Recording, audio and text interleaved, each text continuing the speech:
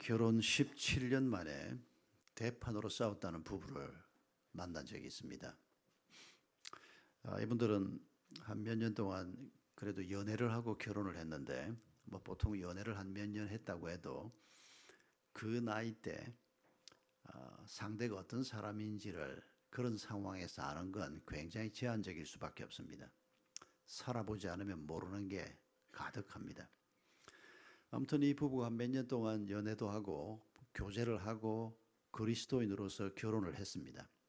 그리고 함께 부부가 사는데 17년 만에 대판으로 싸우게 된 연유가 결혼 생활하고 식사를 처음 부부가 같이 할 때부터 사실은 시작이 됐습니다. 이 두 분이 부인이 음식을 만들어 가지고 왔죠. 그래서 같이 상에 앉았는데 신혼부부가 두 분이 국을 먹는 습관이 완전히 상반되는 겁니다. 남편은 어떤 사람인가 하니까 국을 받으면 숟가락을 가지고 자기 앞쪽 국 위를 이렇게 한 숟가락 떠서 입에 넣는 사람이었습니다. 이거 어디서 배웠을까요? 자기 집에서 배운 거죠. 부모가 하는 걸 주로 보고 우리가 음식 습관이 생기는 겁니다. 근데 부인은 어떤 습관을 가지고 있는 거 하니까 숟가락을 들고 국을 한번 휘 젓는 겁니다. 그러면 밑에 있는 건더기도 올라오고 국이 이렇게 이렇게 젓게 되면 두부를 먼저 먹고 싶으면 두부를 먹기도 하고 국물을 먹고 싶으면 국물을 먹기도 하고 휘 저어서 한 숟가락을 입에 뜨고 식사를 시작하는 분이었습니다. 근데 첫날 첫 부부의 식사 때 부인이 휘 젓고 이래 한 숟가락 떠는 걸 보고 남편이 뭐라고 얘기를 했는가 하니까 아니 더럽게 왜 국을 휘 저 이러는 겁니다. 이 부부의 앞날이 예상이 되죠. 아직 신혼 초에 있는 분들이나 결혼을 안 한 분들은 예상이 잘 안 되겠지만은 성격이 어떠냐에 따라서도 많은 다른 결과가 생길 수 있습니다. 그런데 대개 이런 경우에 남자들은 성격이 좀 강한 편이고 부인들은 온순한 경우가 많습니다. 그러니까 부인은 아니 자기가 국을 휘 젓는다고 그걸 더럽다고 성질을 버럭 부리는 남편한테 성격이 온순하니까 싸우고 싶지 않으니까 아무 말도 못하고 그냥 참 별스럽다 속으로만 그렇게 생각하고 그날 식사를 끝냈습니다. 그리고 한 며칠 조심했습니다. 근데 그 버릇이 어디 갑니까? 한 며칠 지나고 나면 또 잊어버리는 겁니다. 그럼 한 며칠 후에 또 한 번 휘저으면 그때마다 이 남편은 왜 더럽게 그렇게 17년을 산 겁니다. 밥 먹을 때 뿐이겠습니까? 여러 가지 충돌이 있었죠. 그러나 아무튼 그렇게 17년을 살고 17년 된 어느 날 또 한 번 국을 휘저었는데 또 왜 더럽게 또 졌냐 이러는 겁니다. 그때 부인이 처음으로 더럽기는 뭐가 더러워 하고 붙었다는 겁니다. 진작 했어야지. 너무 늦었습니다. 아니면 너무 늦지는 않았습니다. 17년이니까. 싸우는 건 피할 수 없습니다. 신혼 때 그렇게 서로 알콩달콩 연애를 하고 결혼을 했는데 신혼 때 싸우는 건 조금도 이상한 일이 아닙니다. 싸움을 잘하는 게 중요합니다. 상처되지 않게 또 상처가 돼도 빨리 회복이 되게 그 과정은 피할 수 없습니다. 어떤 부부도 피할 수 없습니다. 그 과정을 잘 넘기면서 서로 조율이 되면서 오늘 본문이 말씀하신 것처럼 부부가 하나가 되라. 하나님의 약속을 향해서 나아가는 겁니다. 세상에 어려운 일이 참 많습니다만은 전혀 다른 두 사람이 만나서 연애를 하고 또 심지어 어떤 분들은 연애도 제대로 해보지도 못하고 그냥 결혼을 하기도 하는데 어쨌거나 결혼을 해서 함께 잘 산다는 건 참 어려운 일입니다. 그래서 오죽하면 러시아 속담에 전쟁에 나가느냐 한 번 기도해라. 먼 바다로 항해를 가느냐 2번 기도해라. 옛날 사람들은 전쟁에 나가는 것보다 먼 바다로 항해를 나갔다가 살아 돌아올 확률이 더 낮다고 생각했던 때가 있었습니다. 그런데 세 번째가 뭔가 하니까 결혼하느냐 3번 기도해라. 러시아 속담에 그런 속담이 있다는 겁니다. 그러니까 인생을 살아본 사람들이 전쟁에 나가는 것보다 먼 바다로 옛날 그 낡은 장비들, 미개한 장비들을 가지고 바다에 나가는 것보다 결혼 생활이 훨씬 더 까다롭고 어렵고 살아남기가 어렵더라. 속담을 통해서 우리에게 그런 교훈을 하고 있습니다. 모든 사람들에게 결혼 생활은 난제 중에 난제입니다. 여러분 주변을 한번 둘러보십시오. 우리 자신을 포함해서 내 주변에 결혼해서 살고 있는 사람들 중에서 저렇게 살면 참 좋겠다. 결혼해서 10년, 20년 된 사람 중에 그런 사람을 혹시 발견하십니까? 쉽지 않습니다. 한 몇 년 지나면 다 포기합니다. 싸우다가 이제 싸움을 제대로 못하는 거죠. 포기합니다. 그러면서 나중에는 이혼 안 하는 게 이상할 정도로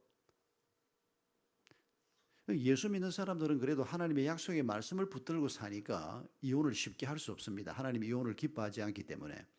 그런데 예수 안 믿는 제 양반들은 어떻게 이혼 안 하고 다 사는지 참 궁금할 지경입니다. 여러분 오늘 이 말씀에 우리가 읽은 말씀에 하나님께서는 우리 부부가 만든 가정을 흠도 티도 없는 영광스러운 하나님의 교회 에클레시아로 세우겠다라고 약속하고 계십니다. 여러분 우리가 이미 에클레시아라고 하는 단어를 생각했습니다만은 이걸 조금 다른 말로 하면 여러분 하나님께서 말씀하신 이 가정은 바로 우리 부부가 만든 겁니다. 자녀가 있든 없든 부부가 가정에서 핵심입니다. 자녀가 없어도 그 가정은 결코 잘못되거나 결핍 가정이 아닙니다. 부부가 있고 하나님이 거기에 덤으로 자녀를 주시고 또 부모님이 계시면 조금 더 큰 가정이 될 수도 있고 아무튼 부부가 핵심입니다.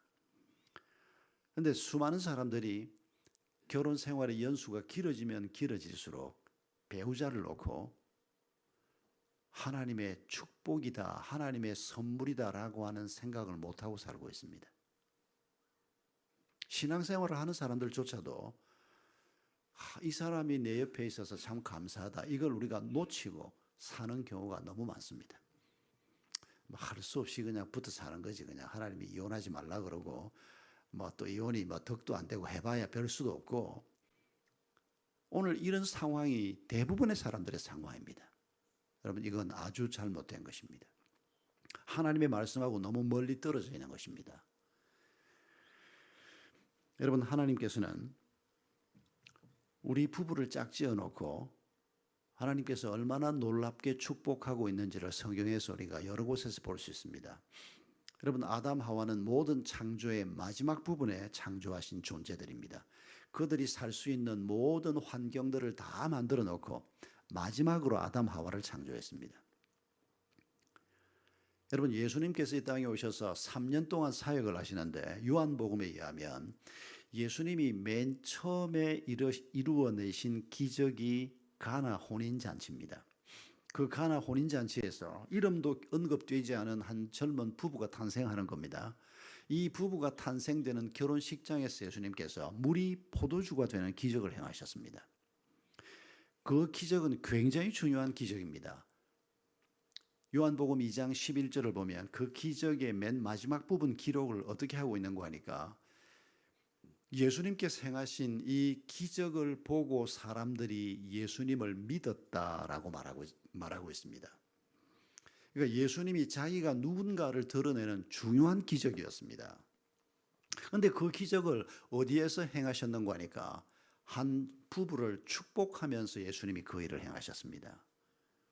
예수님이 성전에서 첫 기적을 행할 수도 있습니다. 다른 장소에서도 할 수 있습니다. 그런데 주님은 굳이 한 부부가 만들어지는 장소에서 자신의 누군가를 드러내는 이 놀라운 일을 행하셨던 것도 우리가 기억해야 합니다. 결혼하신 여러분, 배우자가 있는 여러분, 또 앞으로 배우자를 얻게 될 여러분, 하나님께서 우리에게 이 땅에서 주신 가장 큰 선물은 하나님 자신을 아버지로 우리에게 주신 것입니다. 그리고 두 번째 선물은 배우자를 주신 것입니다. 부모를 주신 것이 두 번째 아닌가? 혹시 효녀들은 순서를 그렇게 생각할지 모르겠는데 부모님보다 배우자가 먼저입니다. 부모님은 그 다음에 두어야 합니다. 아니 그러면 평생 나 키운다고 고생한 우리 어머니는 그 어머니는 자기 남편이 있지 않습니까? 부부가 먼저입니다. 이건 길게 설명하거나 강조하지 않겠습니다. 너무도 당연하게 성경이 말씀하고 있는데 아니, 하나님께서는 배우자를 선물로 주셨고 가정을 축복의 장소로 우리에게 허락을 하셨는데, 그런데 이게 왜 이렇게 잘 안 되냐? 신앙생활을 하는데도 왜 이렇게 잘 안 되냐? 이게 우리의 고민입니다. 어떻게 하면 될까요? 어떻게 하면 부부가 내 가정을 하나님이 말씀하신 에클레시아로 세우고 축복이 흘러나오는 근원이 되는 그런 가정을 세우고 기쁨과 평안이 넘치는 가정으로 어떻게 세울 수 있을까요? 오늘 이 얘기를 뭐 어떻게 다 하겠습니까? 또 뭐 충분히 어떻게 하겠습니까? 그런 오늘 본문이 말하는 몇 가지 중요한 가르침을 따라서 한번 생각해 보겠습니다. 어떻게 하면 우리의 가정을 축복의 장소로, 기쁨의 장소로, 행복의 장소로, 복의 근원의 장소로, 우리 아이들에게 영원히 잊지 못할 그런 낙원과 같은 곳으로, 부부 서로에게도 역시 축복과 사랑의 장소로 하나님의 에클레시아로 세울 수 있을까? 오늘 본문 18절이 아주 간단하게 말씀합니다. 뭐라고 말씀합니까? 성령 충만을 받으면 된다고 말씀합니다. 여러분, 이 성령 충만이라고 하는 단어를 위치를 우리가 잘 볼 필요가 있습니다. 사실 성령 충만은 우리의 가정을 영광스러운 하나님의 교회로 세우는, 우리의 가정을 하나님의 약속이 이루어지는 장소로 세우는 방편으로 성령 충만을 이 문맥에서는 말씀하고 있습니다만, 이게 가정 문제만이 아닙니다. 여러분, 사도 바울 서신들은 주로 편지가 두 부분으로 나누어집니다. 앞부분에서는 주로 교리나 신학적인 내용을 많이 얘기하고, 편지 중간쯤에 그러므로라고 말한 다음에 후반 부분에 가면 실제적인 삶에 관한 얘기가 많이 나옵니다. 가령 이 에베소서 같은 편지, 앞부분에는 우리가 하나님의 구원을 받았다, 근데 은혜로 구원받은 것이다, 이런 얘기를 앞부분에서 쭉 합니다. 값없이 구원받았고 은혜로 구원받았고 이게 우리가 받은 하나님의 축복이다, 이런 얘기를 앞부분에, 그러니까 교리적인 얘기, 이런 얘기를 앞부분에서 좀 한 다음에, 이렇게 값없이 하나님의 백성된 우리가 그러므로 이렇게 살아야 한다, 이런 얘기를 하고 있습니다. 신앙생활을 하면서 우리가 먼저는 내가 예수를 주로 고백하고 예수님의 십자가의 은혜를 깨닫고 예수님의 부활을 믿고 내가 하나님의 자녀가 되고 하나님의 에클레시아가 되는 게 먼저입니다. 이게 중요합니다. 그러면 내가 하나님의 자녀가 됐으면 이제 내가 어떻게 살아야 하는가? 그러므로 우리는 이렇게 살아야 합니다. 그걸 배워야 합니다. 성경에 그런 가르침이 많이 나옵니다.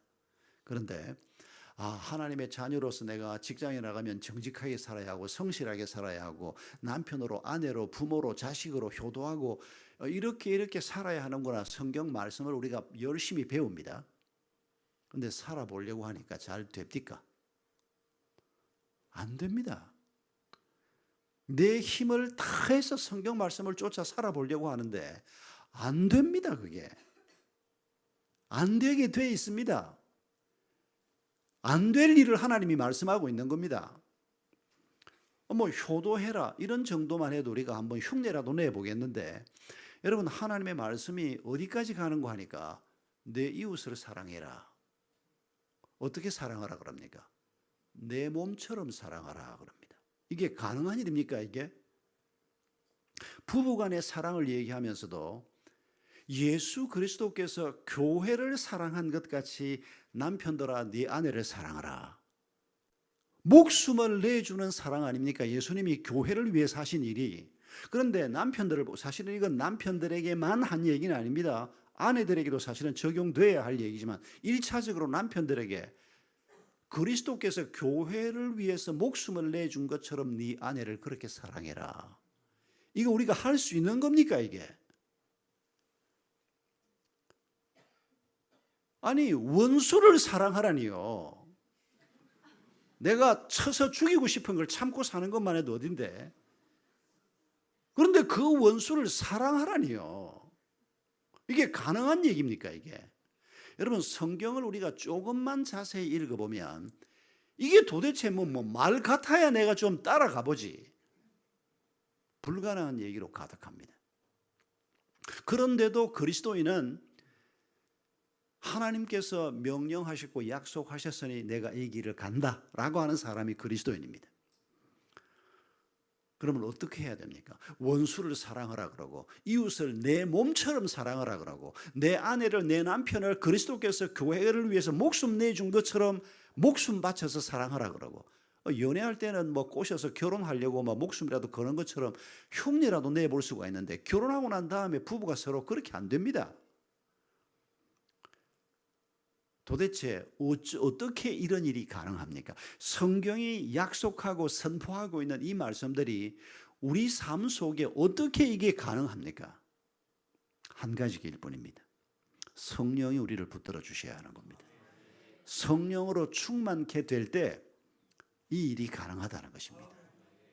그러니까 부부의 문제뿐 아니고 모든 하나님의 약속 앞에 여러분 우리가 할 수 있는 게 없습니다.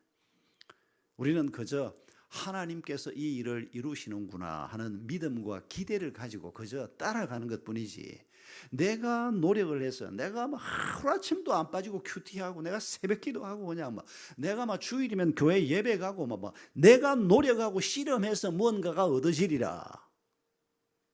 아닙니다.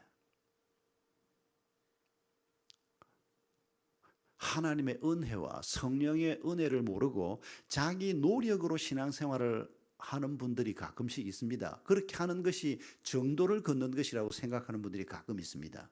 이런 분들의 종착역이 어딘가 하니까 바리새인이 되는 겁니다. 해봐도 안 되는 겁니다.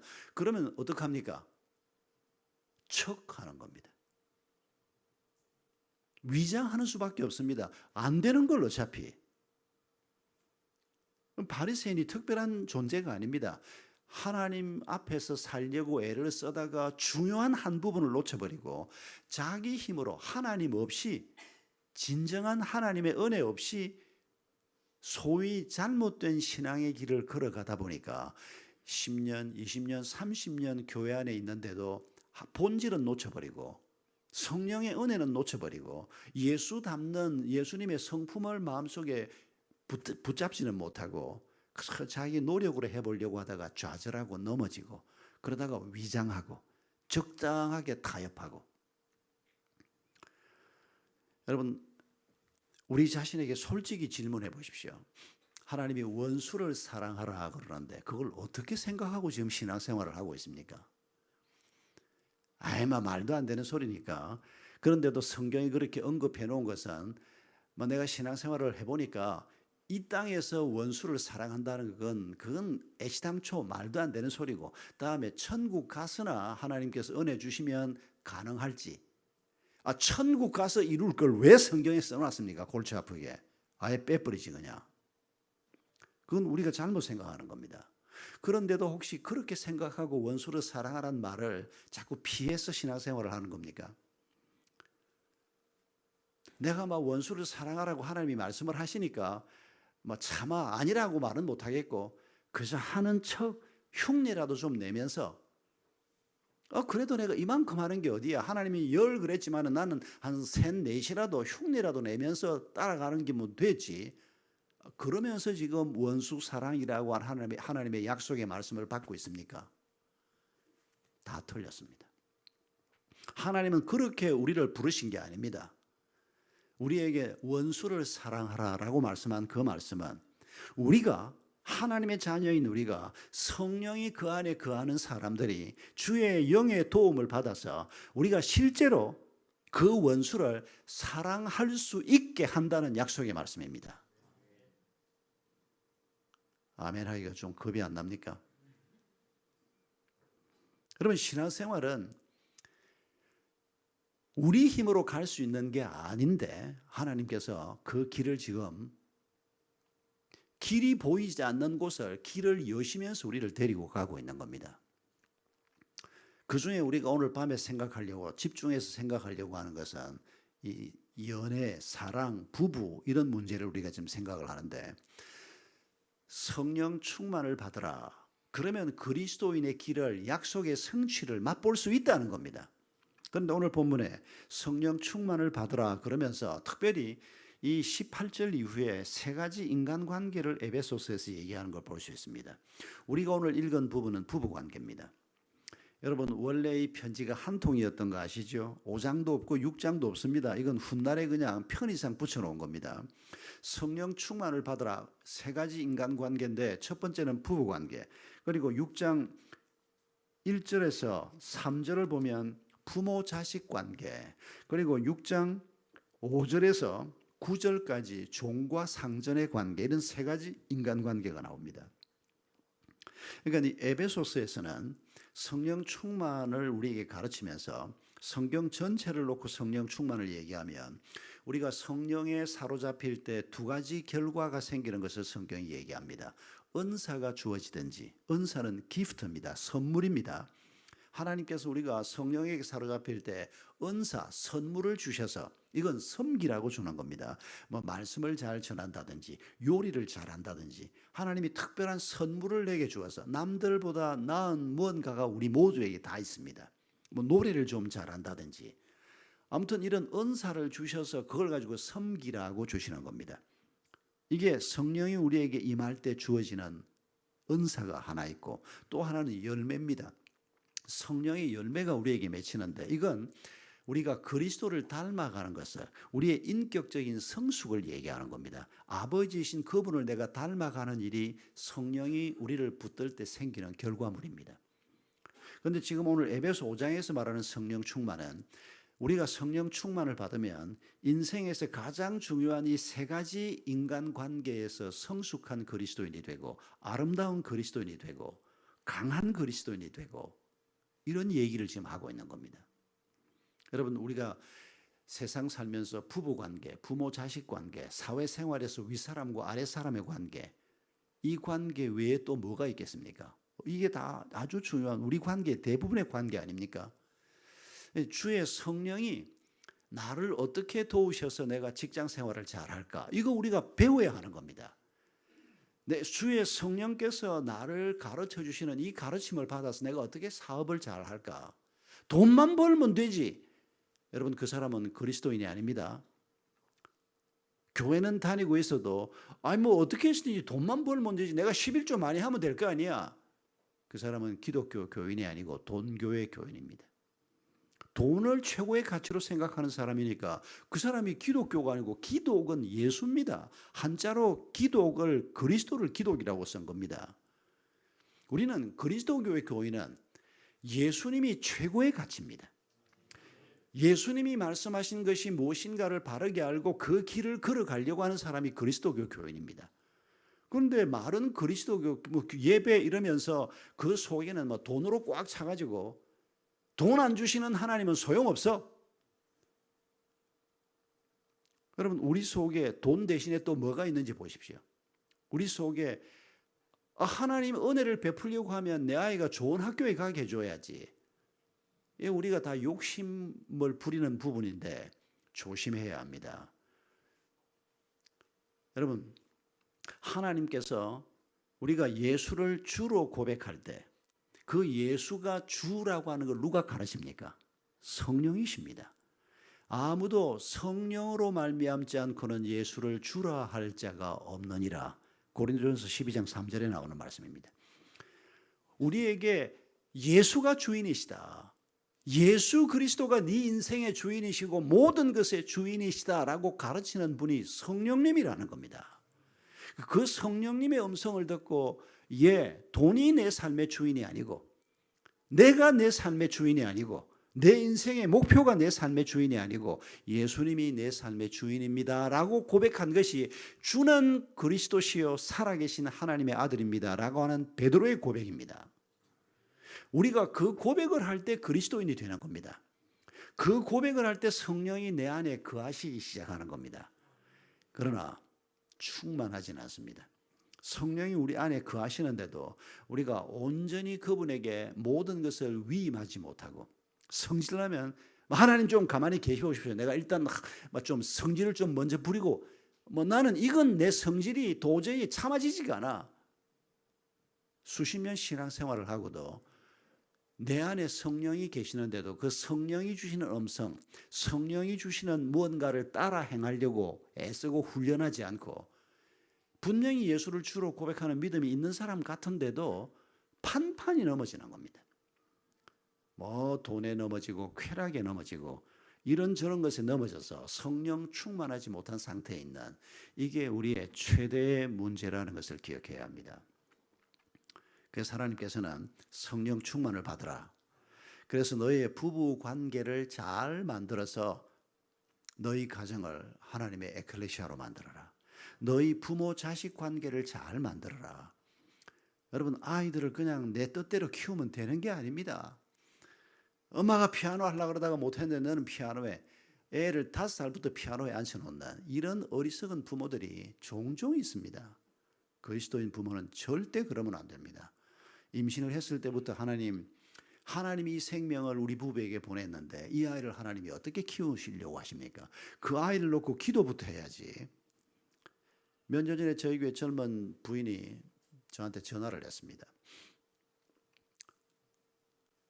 목사 딸입니다. 남편도 목사 아들입니다. 목사 아들 딸이 이제 결혼을 한 겁니다. 그리고 이제 첫 아들을 낳았습니다.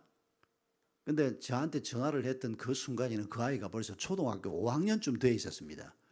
그런데 지난 주일날 제가 설교를 했는데 그 설교를 듣고 한 며칠 동안 고심을 하다가 저한테 전화를 한 겁니다. 목사님한테 꼭 뭐 가서 상담하면 번거롭고 전화라도 좀 여쭙겠다고. 그 내용이 뭔가 하니까 첫 아들을 낳았는데 자기 친정어머니, 그러니까 목사님 사모님이죠.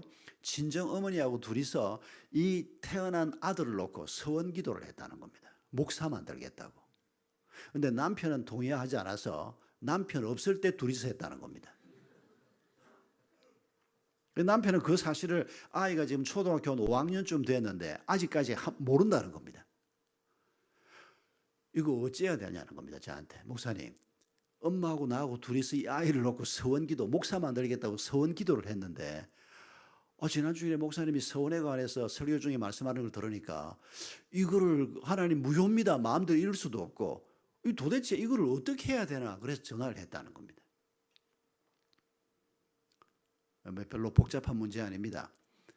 여러분, 구약 성경에 서원에 관한 얘기가 나오는데 우선에 신약 시대에 우리는 서원 같은 거 하지 마십시오. 정말 성령이 감동해서 뭐 나도 모르게 이끌려서 서원을 하게 되는 거면 모를까, 이 아이를 목사로 만들겠습니다. 네가 뭔데 목사를 만들고 뭐 판사를 만들고, 물어야지 하나님 앞에. 하나님, 이 아이가 목사가 되는 게 좋습니까? 이 아이가 자라면서 보니까 성품이 이런 아이인데 이런 길로 가는 것이 주님의 뜻입니까? 물어가면서 가야지. 구약의 서원을 보면 남편이 아내가 뭔가를 서원을 할 때 그 말을 들었으면, 그리고 반대하지 않으면 그 서원은 하나님이 그 부부의 서원으로 받는다. 남편이 아내가 서원을 했는데 나중에야 그걸 듣고 반대하면 그 아내의 서원은 무효로 해주겠다. 하나님이 벌하거나 그러지 않겠다는 겁니다. 여러분, 서원에 관해서 명확하게 하나님께서 말씀하고 계십니다. 근데 우선에 그런 서원을 하는 것 자체를 조심해야 되고, 제가 그 자매한테 그렇게 얘기했습니다. 그리고 다시 한번 기도해보고 그 서원이 정말 꼭 하나님 앞에 이루어야 될 서원이라고 생각이 되면 지금이라도 남편한테 얘기를 해봐라 그러면. 그래서 남편도 동의를 하면 애한테는 나 서원했으니까 너는 목사 돼야 된다 그러지는 말고, 두 부부가 마음이 합쳐지면 지금부터라도 하나님 앞에, 하나님, 우리 부부가 이런 생각을 갖게 됐는데 이 아이를 이 길로 인도해 주시는 것이 주의 뜻이면 하고 기도해봐라. 아이한테 부담부터 주지 마라. 이런 상담을 해본 적이 있습니다. 그 아이 지금 벌써 이제 대학 들어갔습니다. 그 애는 목사 될 생각도 안 하는 것 같아. 지 친할아버지도 목사고 외할아버지도 목사인데, 엄마가 그 얘기를 했는지 안 했는지 제가 최근 소식은 전혀 모릅니다만은, 아무튼 제가 말씀드리고자 하는 것은 조심해야 합니다. 내 아이가 아닙니다. 내가 낳았다고. 하나님의 아이입니다. 하나님께서 이 아이를 어떤 사람으로 키우려고 하는지 주의 깊게 살피고, 애는 관심도 없는데 막 아빠가 그냥 법대 가라고, 그냥 엄마가 그냥 피아노 하라고 그냥 애 불행하게 만드는 겁니다. 여러분, 오늘 본문이 말하는 특히 부부 관계를 놓고, 사랑을 놓고, 남녀 간의 사랑을 놓고 오늘 성경 본문이 말하는 성령 충만이 뭘까? 이걸 우리가 조금 더 집중해서 보겠습니다. 성경이 설명을 합니다.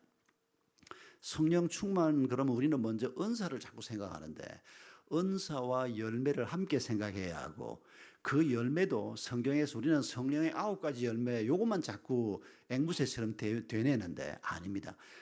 다양한 상황 속에서 성령이 어떤 열매를 맺고 어떤 약속을 하는지를 수없이 많은 말씀으로 우리에게 말씀하고 계십니다.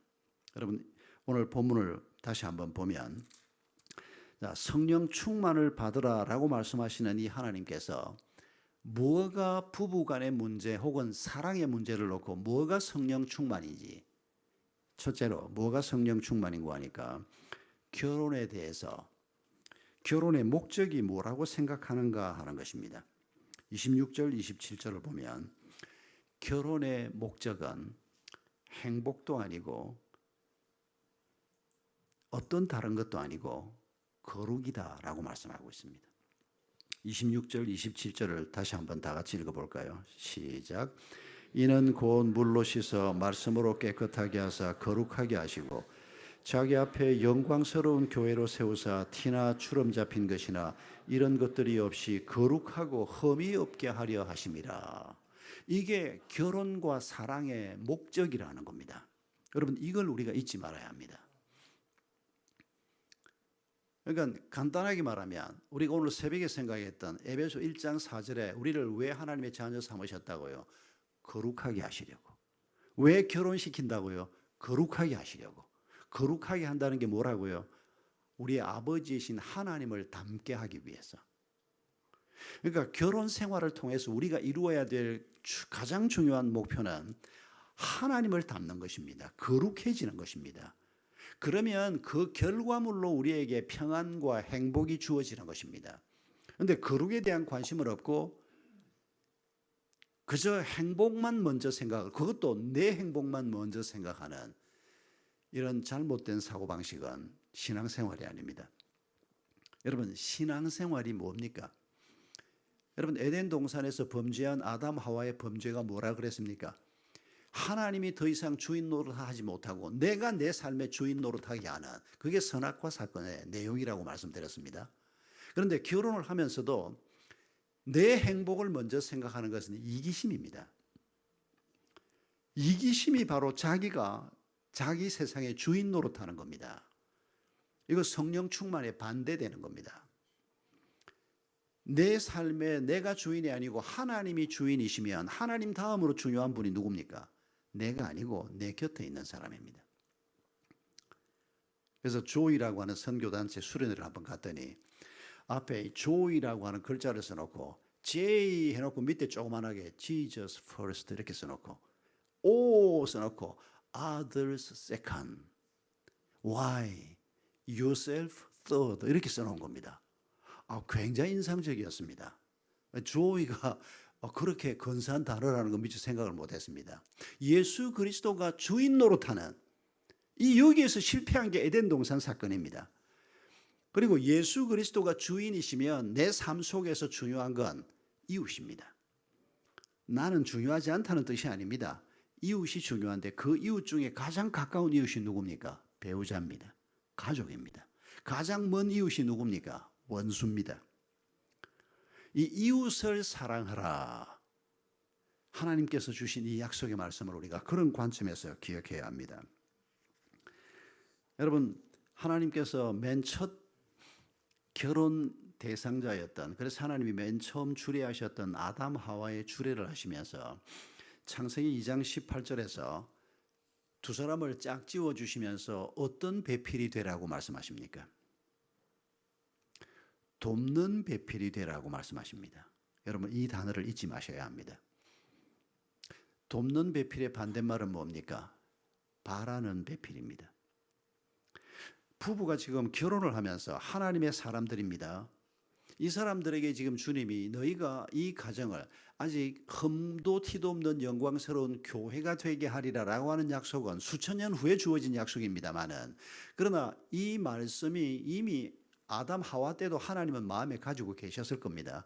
이 두 사람의 결혼을 통해서 만들어지는 이 가정이 영광스러운 하나님의 교회와 같은 복된 가정이 되게 하기 위해서 어떻게 해야 된다고요? 돕는 배필이 되라. 너희가 서로 돕는 자가 되라. 여러분 에벤에셀이라고 하는 단어 잘 아실 겁니다. 하나님께서 여기에까지 우리를 도우셨다. 에셀, 에제르라고 하는 단어가 돕는다라고 하는 단어인데 바로 창세기 2장 18절에 나오는 단어입니다. 어떤 구약학자가 이렇게 쓴 글을 읽고 제가 잊지를 못하는데 이 돕는다, 에제르라고 하는 단어가 구약 성경에서 많이 쓰였는데 이건 하나님의 동작에 쓰이는 동사라는 겁니다. 하나님께서 가난한 자를 이렇게 도우셨다. 그럴 때 에제르가 항상 쓰이는데 딱 한 번 창세기 2장 18절에서 너희가 서로 돕는 자가 되라라고 썼다는 겁니다. 그 외에 모든 에제르는 하나님의 동작인데 여기에 딱 한 번 너희가 서로 돕는 자가 되라. 그 구약학자의 글을 읽고 제가 이렇게 느꼈습니다. 하나님이 하시고자 하는 건데 우리가 신약적인 관점에서 생각하면 하나님이 아담을 돕고 싶고 하와를 돕고 싶은데 하나님께서 그에게 배우자를 주셔서 그 배우자가 하나님이 하고자 하는 그 일을 대신하게 하는, 내가 아담을 돕는 자다. 그런데 하와야, 네가 나를 대신해서 내 아들 아담을 돕는 자가 되다오. 그게 돕는 배필의 의미구나 하는 묵상을 한 적이 있습니다. 하나님은 돕는 배필이 되라 그러는데 그리스도인들조차도 결혼식장에 신랑 신부가 입장을 하면서 뭐를 생각합니까? 이제 결혼해서 살면 이 남자가 이 여자가 날 위해서 어떻게 해줄 건가? 돕는 배필이 된 마음은 별로 없고 바라는 배필이 되려고 하는 마음이 가득한 채 결혼 생활을 많은 사람들이 시작합니다. 그 결과가 뭡니까? 사랑은 무엇의 씨앗이라고요? 옛날 유행가 가사인데 젊은 분들은 못 들어봤을 겁니다. 눈물의 씨앗이 원문인데 그냥 눈물의 씨앗이 아니고 피눈물의 씨앗입니다. 왜 결혼해서 서로 좋아하는 사람들이 왜 피눈물의 씨앗이 되고 왜 왼수같이 살고 뭐 그나마 좀 나은 사람들이 소 닭 보듯이 그냥 막, 그게 오늘 우리의 현실입니다. 왜 이렇게 되는 겁니까? 우리가 죄 가운데 있기 때문입니다. 그걸 죄라고 하면 우리가 얼른 감이 잘 안 오는데 하나님이 돕는 배필이 되라, 이게 죄를 벗어난 사람들이 갖는 삶의 태도입니다. 그런데 그 반대말이 바라는 자입니다. 엄마도 내가 바라는 대로 뭐를 해야 되고 아빠도 내가 바라는 대로 해야 되고, 이게 이기심입니다. 그런데 결혼하면서조차도 이 남자가 이 여자가 날 위해서 뭘 할 건가, 이 죄를 품고 살면 거기에는 눈물밖에 있을 수 없다는 겁니다. 그래서 하나님께서는 우리에게 결혼 생활 자체가 신앙 생활이 돼야 된다는 겁니다. 그래서 돕는 자가 되라. 여러분, 이거 보통 문제가 아닙니다. 이게 내가 어떻게 죽는 날까지 이 사람을 돕는 자로 살 건가, 이게 보통 일이 아닙니다. 이거 하나님께서 은혜 주시지 않으면 이런 마음을 가질 수가 없습니다. 얼마 전에 몇 부부가 같이 만났습니다. 다 나이 먹은 부부들입니다. 60대 부부들이었습니다. 한 사람이 아내한테 너무 잘하는 겁니다. 그러니까 내 옆에 앉아있던 다른 남편이 날 보고 저 남자 무슨 죄를 지었길래 저래 아내한테 잘하냐고. 농담처럼 하는 말이지만은 나이 들어서 와이프한테 막 죽는 시용을 하면서 잘하는 남자들은 되게 젊을 때 큰 죄를 지은 남자들입니다. 그렇지 않으면 다 뻣뻣합니다, 그냥.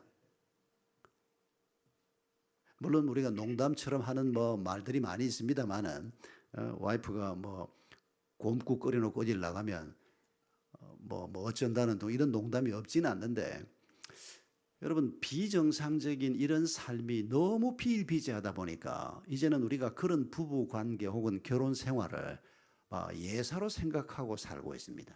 아닙니다. 우리가 꿈꿔야 하는 부부 생활, 우리 자녀들에게 꿈꾸게 해야, 꿈꾸게 우리가 가르쳐야 할 가정은 우리의 가정이 영광스러운 에클레시아가 되는 것입니다. 어떻게 된다고요? 성령 충만으로. 그럼 성령 충만이 뭔가 새벽 기도하고 열심히 기도하면 되나? 아닙니다. 기도만 하면 안 됩니다. 성경이 가르치는 바를 배워야 하고 그 가르친 바를 가지고 우리가 실제 삶에서 훈련하고 실험을 해야 하는 겁니다.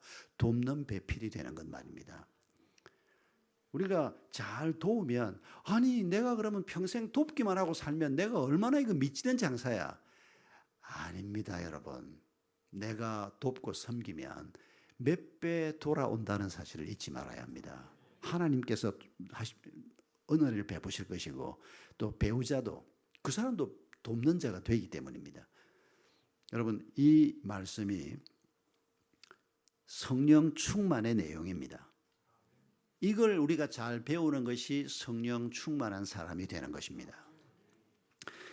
두 번째 성령 충만의 내용은 오늘 본문을 보면 서로 순종하라는 말씀이 21절 이하에 나옵니다. 대개 우리는 이 순종하라를 에베소서에 나오는 순종하라를 잘못 읽는 경우가 많습니다.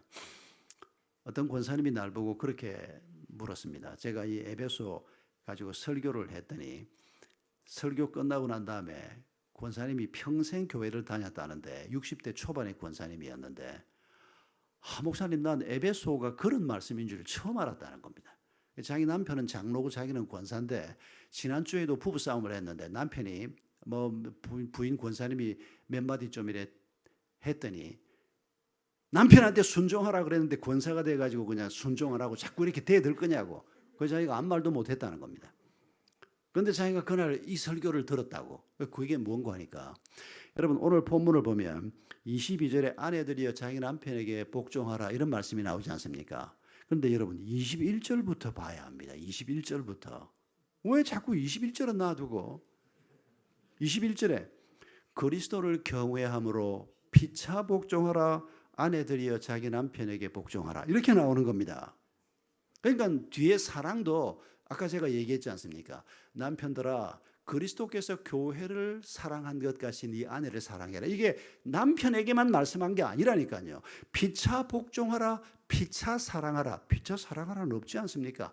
두 번 안 써도 그건 알아야지. 여러분 옛날에 그 문단 나누기 하고 부사가 하나 나오면 이 부사가 이번 동사에 걸리나 다음 동사에 걸리나 초등학교 때 다 해봤지 않습니까? 피차 복종하라, 피차 사랑하라.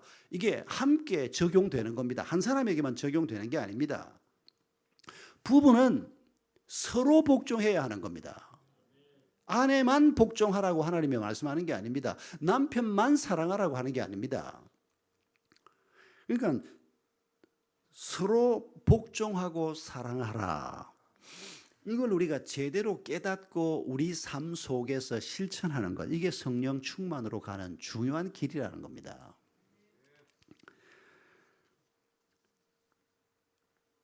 남편을 위해서 하나님께서 아내에게 순종을 더 강조하고 있는 것은 분명히 사실입니다. 그러나 우리는 남편이 머리라고 그러고 아내에게 순종을 얘기하니까 마치 순종은 아내가 당연히 남편에게 그리고 남편은 순종할 필요가 없는 이렇게 오해하는, 그것도 특히 동양 남성들이 이 귀지를 많이 오해를 합니다. 서양 가서 보면 이렇게 해석하지 않습니다. 평신도를 붙잡고 물어봐도 에베소를 우리처럼 이렇게 이해하지 않는 걸 제가 미국에 한 2년, 영국에 한 2년 살면서 그쪽 교인들하고도 교제를 좀 하면서 제가 궁금해서 물어봤던 귀절 중에 하나가 이겁니다. 이 친구들은 도대체 신앙생활 몇 년 안 한 이 양반들은 이 귀절을 어떻게 이해하냐고 종종 물어봤습니다. 근데 우리처럼 이해하는 사람을 찾기가 어려웠습니다. 여러분, 하나님께서는 우리 부부가 서로 순종하는 사람이 되고 서로 사랑하는 사람이 되는 것을 원하십니다. 성령께서 우리가 그런 사람이 되도록 도우려고 하시는 겁니다. 그 성령님을 의지해서 내가 내 배우자에게 사랑도 그리스도께서 보여주신 그 모범을 따라서 내가 이분을 사랑하고 또 이분에게 순종하는 자가 되는 것, 이걸 제대로 배우면 우리가 성령의 사람이 될 수 있고 우리 가정이 하나님의 에클레시아가 될 수 있다는 것입니다. 남편을 머리라고 얘기하는 것은 이건 높다는 얘기가 아닙니다. 순종을 받아 먹어야 할 사람이라고 얘기하는 게 아닙니다. 대표자라고 얘기하는 겁니다. 그 가정의 대표자로 하나님 앞에 서는 사람으로 얘기하는 겁니다. 여러분, 우리의 속성을 가만히 보면 남편을 머리라고 얘기하는데 하나님께서 남자와 여자를 다르게 지었습니다. 오죽 다르게 지었으면 화성에서 온 남자, 금성에서 온 여자 이런 책이 나왔겠습니까? 그 목사가 쓴 책인데 참 잘 쓴 책입니다. 옛날 책이긴 하지만은 남자와 여자는 종족이 다르다고 말할 정도로 다른 사람입니다. 언어가 다르고 사고방식이 다르고 생각하는 게 다르고 사는 것도 너무 다릅니다. 그런데 그 두 사람이 만나서 서로 사랑하고 결혼하게 하는 하나님의 섭리가 거기에 있습니다.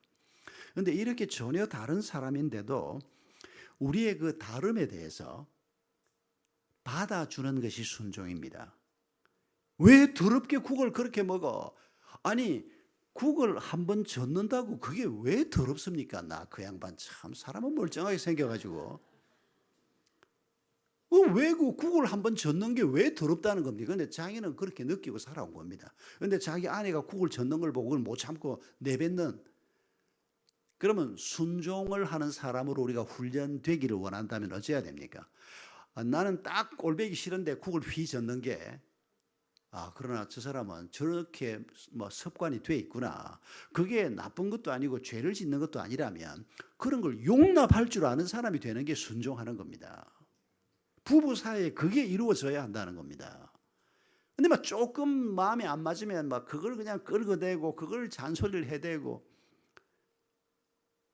얼마 전에는 어떤 분이 이런 얘기를 했습니다. 남편들이 주로 그런 짓을 많이 하는데 왜 자기 남편은 양말을 똘똘 말아가지고 어디 구석에다 끼워 놓는다는 겁니다. 요새도 젊은 남편들도 그 짓을 하나 모르겠다. 이 말을 저한테 했던 사람도 나이는 한 40 후반쯤 된 사람인데, 그러니까 한 부인이 옆에서 그러면 그냥 그대로 세탁기에 빨아, 그냥 꼭똑 뭉쳐놓은 대로 세탁기에 넣어서 빨아. 자기 남편도 그러는데 잔소리를 해도 안 들어서 그냥 자기가 똘똘 뭉쳐놓은 그대로 세탁기에 넣어서 빨아서 줬더니 지가 다 폈어 입더라고. 그리고 자꾸 그렇게 해줬더니 나중에는 지가 펴더라고. 며칠 한 2주 전에 어떤 자리에서 제가 들은 얘기입니다. 그것도 순종의 한 방법입니다. 말을 해도 잘 안 들으니까 그 자꾸 말하면 싫어할 거고 사이가 나빠질 거고, 그렇다고 내가 일일이 다 펴고 그것도 재미없고 그러니까 그대로 한번 빨아봐. 순종의 그 사람을 용납하는 한 방법입니다. 부부는 서로 다르게 되어 있습니다. 서로 다른 사람들끼리 매력을 느끼게 되어 있습니다. 제가 한 3년 알고 있던 자매를 3년 연애하고 한 6년 알던 자매하고 결혼을 했습니다. 저보다 나이 1살 차이입니다. 교회 배경도 어린 시절부터 같은 배경을 가지고 있고 대학 때 SFC라고 하는 학생 신앙 운동을 했던 것도 같고 SFC에서 만났습니다. 그리고 저는 진해고 제 아내는 부산입니다. 바로 붙어 있는.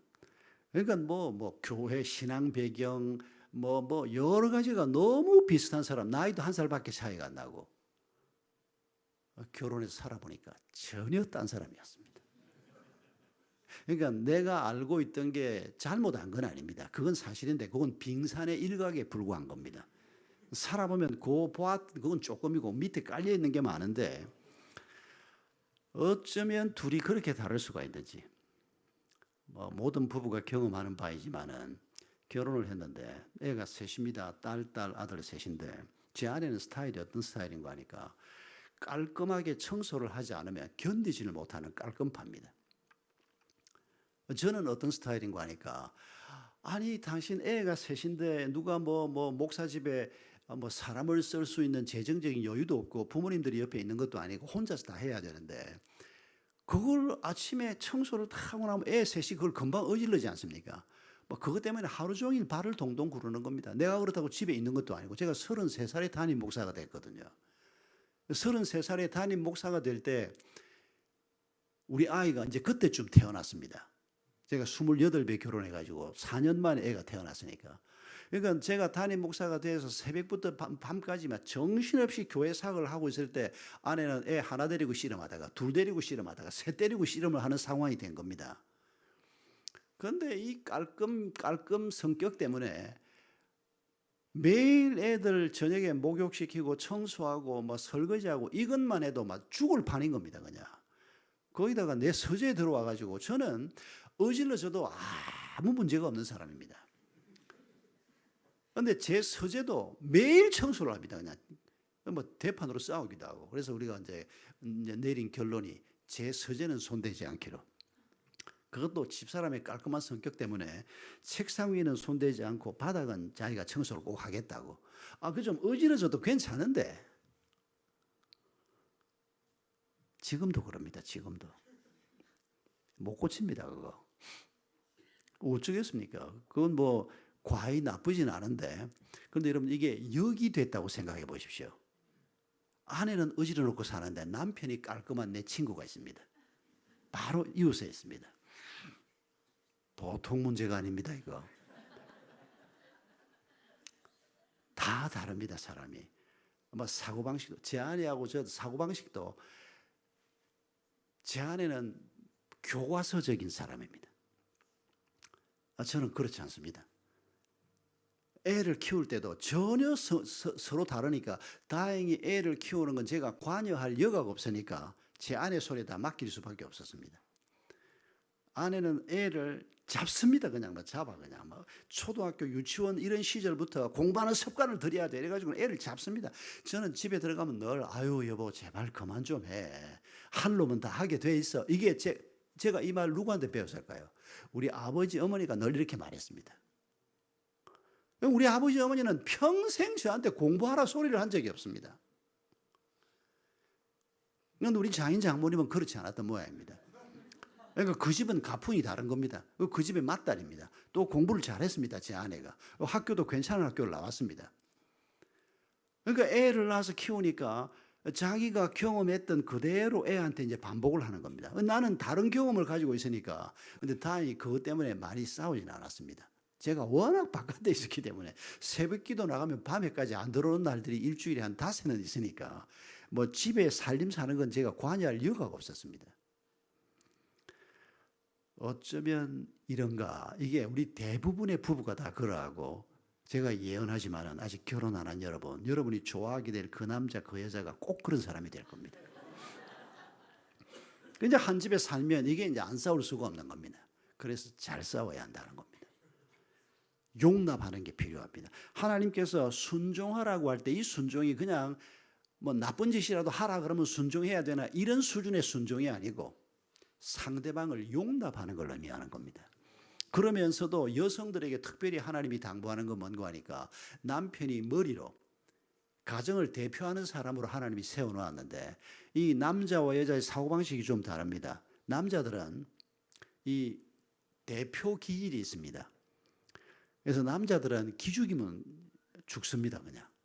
그러니까 아내들이 남편을 성령 충만한 아내들, 하나님의 마음을 잘 아는 아내들이면 이 남편을 어떻게 해야 되는 거 하니까 잘한다고 칭찬하고 당신이 최고야 라고 말해주고 머리로 세워주는 일을 잘하는 아내일수록 남편의 기를 죽이지 않고 용기를 잃지 않게 하는 지혜로운 아내인 겁니다. 그만둬 그냥 막. 우리 교회 김 집사라고 그 사람이 못된 것도 아닙니다. 그 남편이 워낙 찌질입니다. 그냥. 세상에 직장에 들어가면 1년을 제대로 다니지를 못합니다. 그냥. 한 1년 있으면 그만두겠다는 겁니다. 재미없어서 못하겠다 그러고 지보다 후배가 성진했다 그러고 막. 아내가 막 속이 터지는 겁니다. 그러니까 아내가 일을 안 할 수가 없어서 남편이 제대로 직장 생활을 못하니까 아내가 일을 했는데 아내가 일을 잘 해냅니다. 양품점을 하나 했는데 너무 잘 되는 겁니다. 이 아내는 성격이 아주 사근사근하고 집안 살림을 야무지게 잘 사는 사람들이 사업을 해도 잘하는 것 같아요. 그 사람을 보면. 그러니까 너무 가게가 잘 되고 남편은 직장을 막 들어갔다가 나오고 그러다가 나중에는 나이 한 40 조금 넘었으니까 이제 들어갈 직장이 없습니다. 아내 가게 문 열어주고 문 닫아주고 용돈 다 쓰고 이런 관계가 되어버린 겁니다. 그러니까 이 부부가 아내가 남편이 워낙 그런 인생을 살다 보니까 아내가 남편이 뭘 말을 하면 들어줄 수가 없는 겁니다. 충분히 이해가 됩니다. 우리 교회 집사 부부였거든요. 그러니까 남편이 여보 어느 친구가 뭐 사업을 하나 하자 그러는데 이번에 당신은 얼마만 해주면 그러니까 아내가 벌써 몇 번을 말아먹었는데 그리고 그 친구라는 사람도 믿을 만한 사람이 아닌데 가만히나 좀 있지. 그러니까 아내는 남편에게 그런 식의 태도가 나올 수밖에 없는. 근데 그 남자는 또 왜 그러는가 하면 왜 직장에 들어가면 오래 못 붙어 있고 나오는가 하면 어릴 때 아버지가 집을 떠나버린 홀어머니가 키운 아들이었습니다. 여러분, 다 우리가 그런 성품을 갖게 된 데는 사연이 다 있습니다. 그 사람 얘기를 들어보면 참 가슴이 아픕니다. 그러니까 이 사람은 아버지가 어머니를 버리고 자기를 버리고 동생을 버리고 일찍이 떠나버렸습니다. 다른 여자하고 살아버렸습니다. 그리고 평생 못 보고 살았습니다. 나이 40 넘은 그때도 아버지가 살아있는데 그 아버지는 어디에 사는지 전혀 못 보고 살고 있습니다. 그런데 문제가 뭔가 하니까 어린 시절부터 누군가로부터 버림받는 것에 대한 두려움이 자기도 모르게 마음속에 쌓여있는 상처가 있는 사람입니다. 어머니가 죽기 살기로 일을 해서 두 아이를 키워서 그래도 대학까지 졸업하고 결혼도 시켰는데 이 사람의 인생의 마음속에 있는 상처가 해결이 안 되는 겁니다. 그러니까 직장에 들어가면 찐득하게 붙어 있는 게 아니고 저쪽에서 싫다 그러기 전에 내가 먼저 싫다 그러고 나오는 겁니다. 그런 심리를 아마 이해할 수 있는 분들이 있을 겁니다. 친구도 별로 없습니다. 친구하고 좀 교제를 하다가도 좀 서로 서먹한 사이가 되면 저쪽에서 나를 싫어한다, 절교할 것이 두려워서 내가 항상 먼저 절교하는 이런 스타일의 문제를 안고 있는 사람이었습니다. 전문가의 도움이 필요한 사람이었습니다. 그러니까 남편이 나이 40 중반이 넘어서면서 그런 모습으로 살고 있는 겁니다. 그러니까 아내는 그런 남편 때문에 너무 힘들고, 그러니까 그 남편의 모습을 다 그대로 받아줄 수는 없고, 이게 너무 서로 힘든, 풀어야 될 숙제가 보통 문제가 아닙니다. 여러분, 그러나 우리가 하나님의 지혜를 구해야 합니다. 그런 상처를 안고 있는 사람이 내 남편이고 내 아내가 됐다면 그것까지 포함해서 우리가 용납해야 되는 겁니다. 그리고 남자와 여자의 특징을 우리가 바르게 알고, 남자들은 머리 노릇 잘 하도록 하나님이 만들어 놨습니다. 그래서 남자들은 전체를 보는데 빠릅니다. 논리적입니다. 조직적입니다. 근데 여성들은 숲 하나하나, 나무 하나하나를 보는 건 빠르지만은, 섬세하지만은 전체를 보는 건 남자만은 못합니다. 동작도 남자들이 빠릅니다. 공간에 대한 이 감지도도 남자들이 빠릅니다. 저쪽에서 차가 오면 저기서 오는 차가 내가 차 오기 전에 이 길을 건널 건가, 이런 공간 감각이나 속도 감각 같은 게 남자들은 천성적으로 빠릅니다. 여성들보다. 여성들도 한 5% 정도의 여성들은 지도도 잘 읽고 남성들처럼 이런 감각을 가진 사람이 없지는 않습니다만 대부분의 여성들은 그렇지 않습니다. 한 10여 년 전에 공전의 히트를 쳤던 이 부부 지침서가 말을 듣지 않는 남자, 지도를 읽지 못하는 여자라고 하는 책인데, 이건 그 신앙서적이 아닙니다. 전 세계에서 수천만 부가 팔린 베스트셀러인데, 진화론자가 쓴 책인데, 진화론만 빼고는 남녀관계를 다룬 괜찮은 책이어서 저희 교회에서도 필독서로 읽은 적이 있는데, 남자들의 특징은 말을 안 듣는다는 겁니다. 이게 하나님 책임이 좀 있습니다. 하나님이 남자들이 머리 노릇하도록, 대표 노릇하도록 만들어 놨기 때문에 남자들이 유치한 뻗대기를 잘합니다. 누가 뭐라고 말하면 시끄러워. 아니야. 이 머리 노릇하는 거 말입니다. 이 남자들이 나이 먹어도 남자들이 여러분 그렇게 신경하는 거 봤습니까? 아, 재수 씨 잘 있었어. 이라고 들어옵니다. 야, 재수는 무슨 재수냐? 형수님이라고 불러야지. 친구 사이에. 내 친구놈들 중에서도 종갑이란 이놈은 우리 집에 오면 꼭 내 아내를 재수씨 이럽니다. 형수라고 해. 농담을 그렇게 하는데 그 친구는 심하진 않습니다. 남자들이 그렇게 뻗대기 하는 게 이게 머리 노릇하기를 좋아하는 이런 심리에서 나온 거라고 어떤 심리학자가 얘기합니다. 이런 남자들을 부인들이 좀 이해할 필요가 있다는 겁니다. 그래서 기를 죽이기보다는 어떻게 해서든지 하여튼 기를 좀 살려주고 세워주고, 순종이라는 것이 여성들 편에 좀 더 강조되는 미덕이요 성령의 열매라는 것을 기억해야 합니다. 그러면 남자들이 암에 걸리지 않고, 남자들이 바람 피우지 않고, 아내가 기를 살려주면 칭찬은 고래도 춤추게 한다는데, 이게 특별히 여성에게도 필요하지만 남성들에게도 중요한 요소 중에 하나입니다. 바람난 남자들 보면 아주 웃기지도 않습니다. 주로 보면 자기 와이프보다 형편없는 여자한테 빠져가지고 그렇게 되는 이유가 있다는 겁니다. 지가 잘못한 건 뭐 생각 안 하고, 하여튼 지가 찌지고 그냥 놀아가지고는 와이프한테 무시당하고 와이프한테 맨날 그냥 쥐어 박히고 이렇게 사는 남자들이 어디 가서 술 한잔 하면서 누가 오빠하고 콧소리를 하면 그게 그냥 홀랑 빠져버리는 겁니다. 너무 텅 비어 있기 때문에. 그러니까 여성들이 남자들의 이런 허당기를 알 필요가 있습니다. 예수를 믿어도 이런 요소들이 남성들에게는 있기 때문에 머리 노릇하기 좋아하는 이런 요소들이 있기 때문에 그 남자들의 길을 살려주는, 그래서 순종이 여성들에게 강조되는 것을 우리가 다르게 이해하지 말고 남녀를 다르게 지으신 하나님께서 우리에게 이런 약속 혹은 명령을 주신 것이라고 이해하는 것이 바르지 않겠나 생각하는 겁니다. 남성들에게 사랑을 더 강조하는 것은 머리됨의 뭐라고 할까요? 의무라고 할까요? 그러니까 머리가 내가 이 집의 머리니까 어른이야, 내가 높아, 이런 개념이 아니고 사랑을 먼저 하는 사람으로서의 머리됨이라고 생각하는 것이 옳다는 겁니다. 이것도 복잡한 얘기가 아닙니다. 결혼하신 여러분, 부부싸움 하고 난 다음에 화해할 때 주로 어떻게 화해합니까? 아니, 그 전에 질문. 부부싸움 할 때 백전백승하는 남편이나 아내가 있습니까? 그리고 부부싸움을 하고 난 다음에 화해할 때 주로 어떻게 화해를 합니까? 어떤 부인은 항상 자기가 미안하다고 말을 해야 남편이 마음을 푼대요. 지가 뻔히 잘못해놓고도 뻗대고 그냥 밥 안 먹고,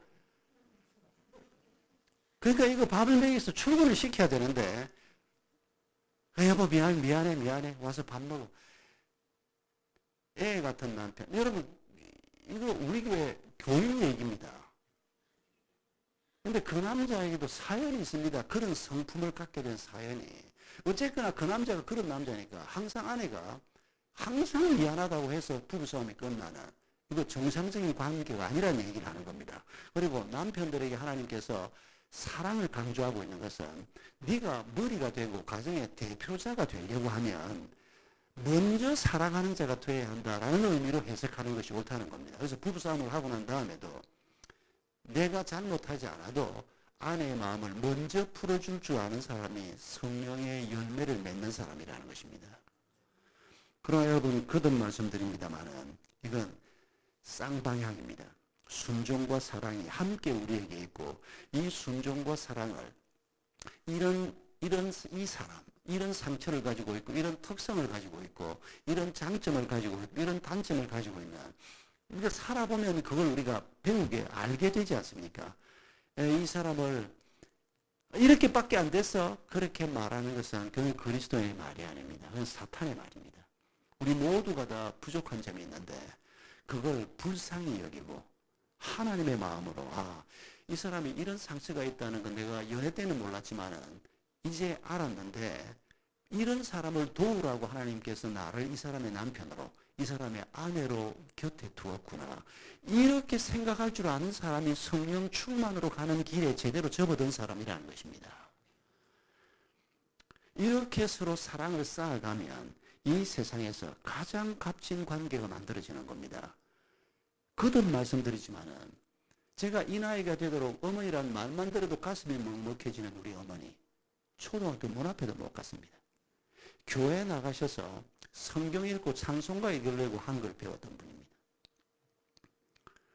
89세에 6년 전에 돌아가셨는데, 일산에서 혼자 되신 누님하고 두 분이 같이 살다가 돌아가셨는데, 왜 내게 우리 어머니가 이렇게 중요한 분으로 남아있습니까?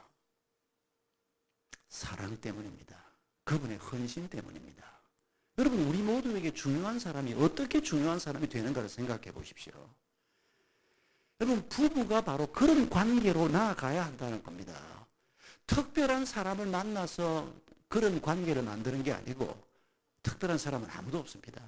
백마탄 왕자도 없고 공주도 없습니다. 전부 죄인들이 만나서 잠깐 착각을 하는 겁니다. 그냥 뿅 갔다는 것도 그게 오래 못 가는 거 우리가 알지 않습니까? 평범한 사람들이, 죄인들이, 많은 문제를 안고 있는 사람들이 그래도 그리스도 안에서 만나서 결혼의 축복을, 하나님의 은혜를 입고 결혼 생활을 시작했는데, 문제는 예수 안 믿는 사람들이 안고 있는 문제하고 똑같은 문제를 우리도 안고 있다는 겁니다. 그런데 예수 안 믿는 사람들은 그걸 돈으로 풀려고 그러고 다른 방법으로 풀려고 하지만 우리는 하나님의 방법으로 풀려고 하는 사람들인 겁니다. 그게 성령 충만이라는 겁니다. 그렇게 해서 우리가 서로 용서하고 이해하고 용납하고 사랑하고 이렇게 부부 생활이 1년, 3년, 5년, 10년 이렇게 가면 그 두 사람의 관계는 부모 자식 관계보다 더 깊은 관계, 뗄래야 뗄 수 없는 이런 부부 관계가 만들어지게 돼 있는 것입니다. 그게 영광스러운 하나님의 교회인 가정인 것입니다. 오늘 본문에서 성령 충만이라는 걸 제가 첫 번째는 결혼과 사랑의 목표가 행복이 아니고 거룩이다라고 하는 얘기를 했고, 성령 충만의 두 번째 내용으로 순종과 사랑하는 것이 성령 충만이라는 말씀을 드렸고, 마지막으로 한 가지 더 말씀드리는 것은 31절에 부모를 떠나라고 하는 말씀입니다. 우리가 결혼을 하면서 이제 부모를 떠나서 한 사람과 한 가정을 이루게 됩니다. 그런데 하나님께서 굳이 부모를 떠나라고 말씀하신 이유가 무엇일까요? 이거 부모하고 한 집에 살지 말라는 말이 아닙니다. 물리적이고 공간적인 얘기를 하는 게 아닙니다. 여러분, 이 세상에 우리가 태어났을 때 부모가 없었으면 어떻게 됐을까요? 살아남을 사람이 없습니다. 그래도 부모가 없어도 살아남기도 합니다만은, 부모는 우리에게 그런 존재입니다. 하나님을 대신한 존재로 우리 곁에 계셨던 분입니다. 우리에게 생명과 몸을 나누어 주시고, 그 어린 시절부터 우리를 돌보아 주시고, 그리고 이제 우리가 점점 자라서 학교도 다니고 취직도 하고 내 힘으로 살 수 있는 능력이 생기고 배우자를 만나고, 이런 과정을 부모 설하에서 우리가 경험하는 겁니다. 그리고 이제 부모를 떠난다는 건 뭘 의미하는 겁니까? 내 인생에 절대적인 영향을 주었던, 내 인생에 절대적인 사랑을 베풀어 주었던 그 부모를 떠나서 이제 내 배우자를 만나서 가정을 이루어야 하는, 여러분, 부모를 떠나가 뭡니까?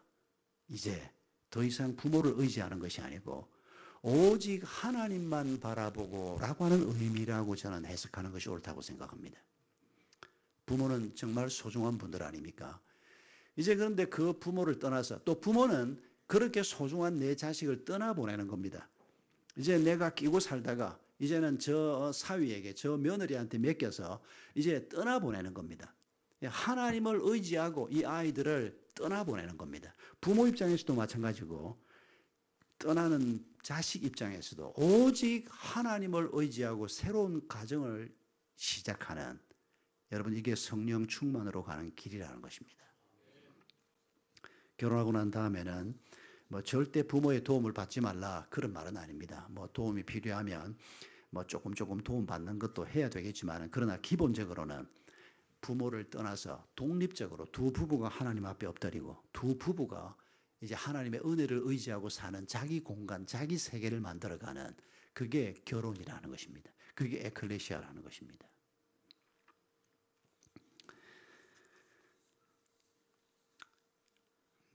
지난 2010년 4월에 미국 뉴욕 북쪽 작은 마을에 한인들 한 130명이 위에 하늘색 티셔츠를 입고 수련회를 하고 있었습니다. 그래서 어느 한인 교회에서 와서 수련회를 하나 했더니 그게 아니고, 그분들 요 옆구리에 요 밑에 글자가 찍혀 있는데 그 글자가 뭔가 하니까 방스 패밀리라고 하는 글자였습니다. 이분들이 누군가 하니까 박만순 할아버지 후손들이었습니다. 여러분, 박만순이 누군지 아시는 분이 아마 거의 없을 겁니다. 그 집안 사람이 아닌 다음에는. 이분은 평양에 살던 분입니다.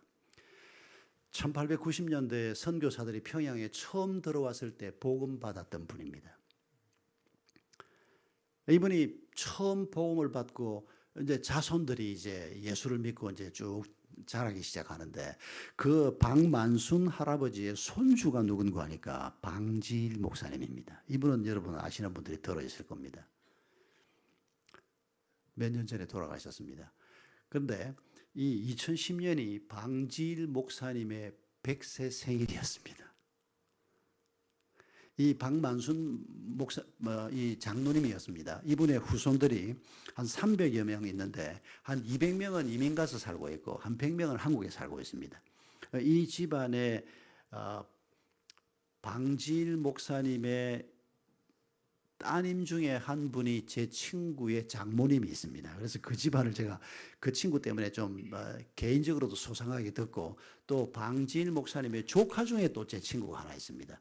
그래서 그 집안을 개인적으로도 좀 소상히 뒀는데 방지일 목사님이 이제 100회 생신을 맞아서 미국에 갔다가 이 방스 패밀리들이 우리 집안에 가장 살아계신 중에서는 제일 어른인 박 목사님이 오셨다. 가족이 한번 뭉치자. 이래가지고 130명이 그 뉴욕 북쪽 작은 어떤 마을에 호텔을 하나 빌려가지고 방스 패밀리 컨퍼런스 이래가지고 모인 겁니다. 그 사진을 찍은 걸 제가 봤습니다.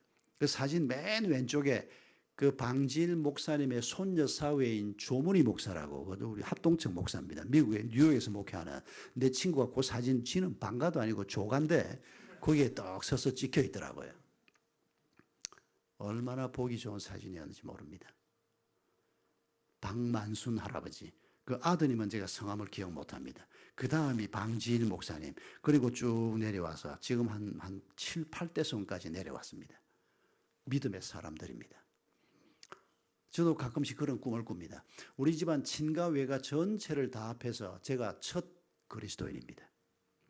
그리고 역으로 우리 아버지 어머니는 이제 나중에 이제 예수를 믿기도 했는데 그렇게 따지면 제가 2대인 셈입니다. 그러나 우리 친가 외가 다 틀어서 제가 처음 세례받은 세례교인입니다. 우리 집안 전체에서 이제는 목사가 한둘 더 있습니다만은 제가 첫 목사고 제 모교에서 제가 첫 목사입니다. 지금 제가 이제 나이를 먹고 이제 손녀도 생겼고 그 손녀가 여기 청라 산다니까요. 내일 걔들 보러 가기로 했습니다. 제가 늘 그런 꿈을 꾸어봅니다. 한 100년쯤 지난 다음에 이 박만순 할아버지 후손들처럼 말입니다. 박은조 후손 이래가지고 한 뭐 100명, 80명 이렇게 모여가지고 컨퍼런스라도 하는 이런 꿈을 자주 꾸어봅니다. 여러분 하나님께서 하나님 나라 운동을 하시면서 그 중심에 우리의 가정을 두신 것을 잊으시면 안 됩니다. 교회라고 할 때 여러분 우리 청라은혜 교회가 있지만은 이 교회의 중심이 바로 우리의 가정인 것을 잊으시면 안 됩니다. 우리의 가정이 흔들리면 교회는 그대로 흔들리게 되어 있습니다. 우리의 가정이 제대로 서 있으면 교회는 저절로 든든하게 세워지게 되어 있습니다. 우리 부부가 서로 신앙의 길을 걸어가는 것이 하나님 나라 운동의 핵심이요. 신앙생활이 예배당에서만 이루어지는 것이 아니고 우리 부부의 삶에서부터 우리의 신앙생활이 이루어져야 하는 것입니다. 여러분 하나님께서 이런 비전을 우리에게 주셨습니다. 결혼해서 부부로 살고 있는 여러분들은 내 옆에 있는 오늘 이 자리에 혹 오지 않았더라도 그 사람이 이런 약속을 함께 받은 사람이라는 사실을 기억하면서 현실적으로 못마땅한 게 있고 이래도 그것부터 생각하지 마시고 이런 하나님의 약속을 함께 받고 이 꿈을 함께 이루어 나가야 할 사람인 것을 기억하면서 그 사람에 대한 감사의 기도부터 올려드립시다. 가만히 계시는 분은 어쩌겠다는 겁니까? 그 인간 놓고 내가 감사를 해? 난 못해. 그러시면 안 됩니다.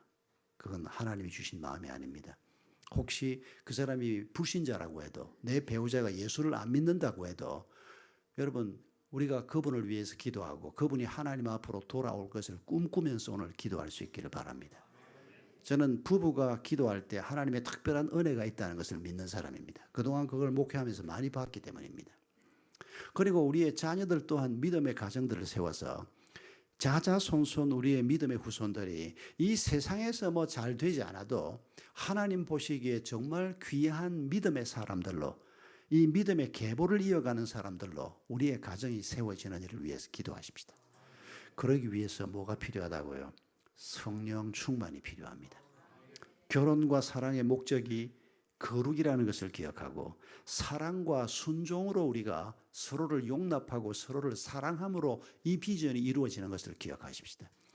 그리고 우리가 하나님 못지않게 의지하고 살았던 부모를 떠나서 하나님만 의지하고 사는 것처럼 아직도 내가 떠나야 할 게 부모가 아니고 혹시 돈입니까? 내가 떠나야 할 뭔가가 아직도 내 발목을 붙잡고 있는 게 있습니까? 여러분 그게 뭔지를 우리가 봐야 합니다. 하나님께서 우리의 닫힌 눈을 열어주셔서 그게 뭔지를 보게 하시고 그걸 끊어내도록 떠나도록 그래서 부부가 하나님의 마음으로 서로 돕는 배필이 되도록 또 우리의 다음 세대가 바로 이런 가정을 세워갈 수 있도록 또 우리 가운데 특별히 결혼 생활에 어려움을 겪고 있는 분들이 생각나면 그분들을 위해서 기도하십시다. 그리고 사별을 했거나 이혼을 했거나 이런 상처를 가지고 있는 분들을 위해서 오늘 밤에 특별히 기도하십시다. 우리 개인의 기도 제목도 많이 있겠지만은 오늘은 우리가 이런 기도 제목을 가지고 적어도 한 5분 10분 기도하고 그리고 개인적인 우리 가정의 기도까지 우리 시간에 이제 자유롭게 기도하시다가 집으로 돌아가시도록 하겠는데 성령 충만케 하옵소서. 그런데 그 성령 충만이 바로 우리가 오늘 말씀에서 나눈 이런 내용인 것을 기억하면서 구체적으로 하나님 앞에 간구할 수 있기를 바랍니다.